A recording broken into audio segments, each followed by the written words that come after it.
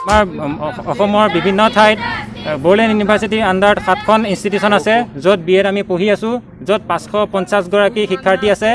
আৰু আমি ইয়াত বড়োলেণ্ড ইউনিভাৰ্চিটিত যোৱা 21 তাৰিখ আগষ্ট মাহৰ 21 তাৰিখ 24 তাৰিখ আৰু 28 তাৰিখ 3 দিন ইয়াত আহিছোঁ। আৰু VC ছাৰৰ লগত কণ্ট্ৰলাৰ ছাৰৰ লগত আমাৰ কনফাৰেঞ্চো হৈছে, কিন্তু আমাক আশ্বাস দি পঠাই দিয়ে যে কিবা এটা হ'ব বুলি, কিন্তু মিটিঙত ডিছকাশ্যন হৈ আমাক ক্লিয়াৰিফিকেশ্যন হ'ব বুলি কয়, যদিও একো আমি এতিয়ালৈকে পোৱা নাই।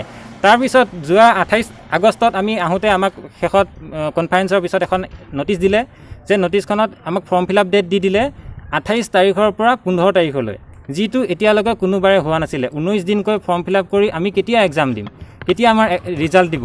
আমি এইটোৱে ৰিকুৱেষ্টত ইয়ালৈ বাৰে বাৰে আহি আছোঁ যে আমাক সোনকালে এক্সাম লাগে আৰু ৰিজাল্ট লাগে, কাৰণ আমি আমাৰ যিটো একাডেমিক ছেশ্যন সেইটো আমি অলৰেডি জুন মাহতে শেষ কৰিছোঁ, মানে শেষ হৈছে। আনকালে হোৱা হয় আমাৰ ইমান সময়লৈ ৰিজাল্ট ওলাই আমি সম্পূৰ্ণৰূপে নেক্সট আমাৰ আগবাঢ়িবৰ কাৰণে আমি যোগ্য হওঁ।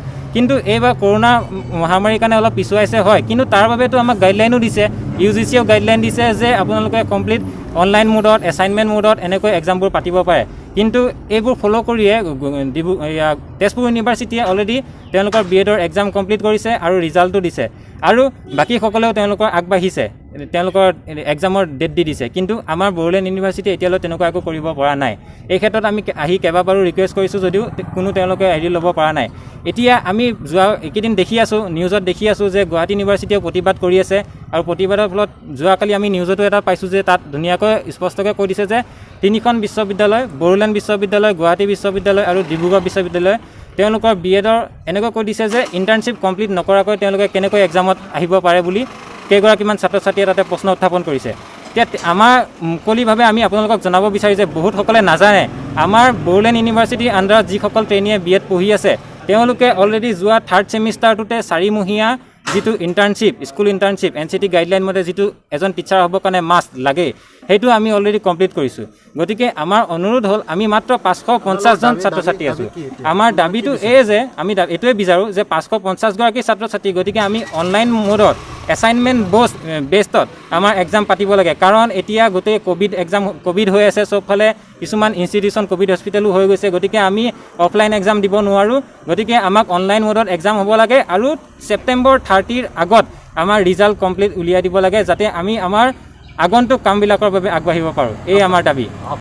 550জন ট্ৰেইনীৰ ভিতৰত তাতে ডেপুটেশ্যনো আছে, তাৰে ভিতৰত আমি প্ৰায় 150ৰ ওপৰত ষ্টুডেণ্ট টেট কোৱালিফাইড হৈ আছোঁ, যিসকলে আমি অহা ছেপ্টেম্বৰ মাহৰ ফাৰ্ষ্ট উইকত যিটো হ'বলৈ গৈ আছে, আমাৰ হিমন্ত বিশ্ব শৰ্মা ছাৰে মানে ঘোষণা কৰিছে, হাইস্কুল আৰু LP UP ছেকেণ্ড ফেজ, এইসমূহত আমি এপ্লাই কৰিব লাগে, বা কিছুমানে হয়তো এইটো নহয় বেলেগ অপৰচুনিটিলৈও যাব লাগে। গতিকে আমি একেটা ছেশ্যনতে যদি এনেকৈ ইমান দিন ওলমি থাকোঁ, গতিকে আমিতো বেলেগ হেৰিলৈ আগবাঢ়িব নোৱাৰিম। গতিকে আমাৰ এইটোৱে দাবী যে আমাক 30 তাৰিখৰ ভিতৰত ৰিজাল্টৰ ব্যৱস্থা কৰিবই লাগে, নহ'লে আমি ইয়াৰ পৰা আজি অনশন আমি কাৰ্যসূচী সমাপ্ত নকৰোঁ।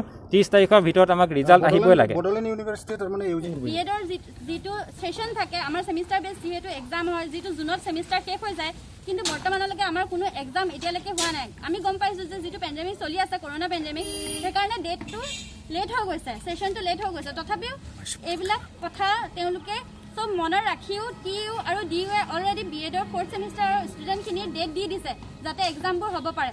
আমাৰ অলৰেডি যিবোৰ চিলেবাছ আছে, কোৰ্চ আছে, তাৰ 60% কাম অলৰেডি আমি কমপ্লিট কৰিছোঁ। ডেইলি আমি এছাইনমেণ্ট, ছেমিনাৰ চব আমি অনলাইনে অলৰেডি জমা দিছোঁ। 60% কাম শেষ হৈ গৈছে বুলি আমাক কলেজৰ অথৰিটিবিলাকে জনাইছে, কিন্তু বড়োলেণ্ড ইউনিভাৰ্চিটিয়ে এতিয়ালৈকে আমাক কোনো এক্সামৰ ৰুটিন দিয়া নাই, কি মুডত এক্সাম হ'ব একোবোৰ কোৱা নাই। আৰু 30 তাৰিখৰ ভিতৰত যিহেতু সুপ্ৰিম কোৰ্টে এক্সাম পাতি শেষ কৰিব দিছে, তথাপিও তেওঁলোকে এতিয়ালৈকে আমাক এক্সামৰ প্ৰগ্ৰামো দিয়া নাই, আৰু কেনেকৈ হ'ব এক্সাম কোৱা নাই।